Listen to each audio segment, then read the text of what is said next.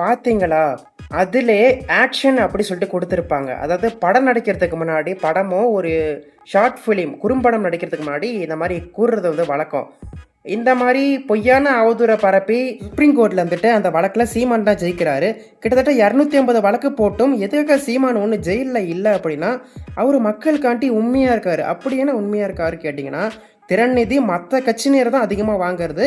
இவர பத்தி எதுக்கு அவதூறு பரப்புறாங்க அப்படின்னா, இது வந்து யாருக்கு வந்து பெனிஃபிட்டா இருக்குன்னு சொல்லிட்டு உங்களுக்கு தெரியும். யாருக்கு வந்து இதுவா இருக்குன்னு. திமுக, அதிமுக பண்ணாத ஊழல் குற்றச்சாட்ட தாவேக்கா அரசு வந்து பண்ணியிருக்கு அப்படி சொல்லிட்டு அரசு தரப்பு வழக்கறிஞரை வந்து காசு வாங்கிட்டு உள்ள வந்து ஒட்டுறது வந்து நடந்துச்சு.